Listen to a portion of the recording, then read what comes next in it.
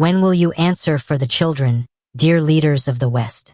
They stand in front of the cameras, with polished speeches and carefully tailored suits, waving the flags of freedom, democracy, and human rights. They speak of values. They speak of justice. They speak of the right thing to do. But behind their words, behind the glowing podiums and the golden rooms of power, children die. In Gaza, in Congo, in Armenia, in Xinjiang, in Myanmar, in Ethiopia, in every forgotten corner of the world, where brown and black skin bleeds in silence. You see, it's never been about the values. It's never been about democracy or peace. Because if it were, the bombs wouldn't fall on Gaza every night while you look away. If it were, the blood-drenched minerals of Congo wouldn't power your smartphones. If it were, you would have done something, anything, for the Uyghurs in China, the Armenians in Artsakh, the Tigrayans in Ethiopia, or the Rohingya in Myanmar.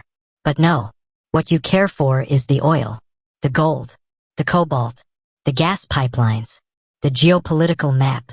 You count profits, not bodies. You build alliances, not peace. You sanction enemies and shake hands with tyrants, as long as the check's clear. What do you say, dear leaders, when the dead are not European, not white, not profitable enough to mourn? What do you tell yourselves when a hospital is bombed and a mother screams over the shredded body of her child? While you debate who started it. You fed the war machines.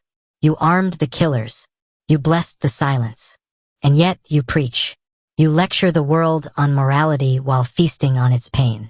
Your democracy dies where your interests begin. And your values vanish where the victims are too dark, too poor, too far from your media spotlight. But one day you will stand before your God, and he will not ask about your GDP. He will not care how strong your economy was. He will not praise your press releases. He will ask you, where were you when the children of Gaza burned? Where were you when 10 million Congolese died for your minerals? Where were you when the Uyghurs cried out in camps? Where were you when babies starved in Tigray? Where were you when you could have stopped a genocide, but chose silence instead? What will you say then? Will you blame politics? Will you hide behind your flags? Will you say you didn't know even as your drones flew overhead? The truth is, you knew. You saw. You let it happen.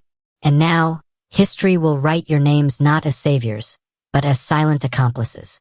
The children whose names you never bothered to learn will cry out from the pages of time, and their blood will stain your legacy forever.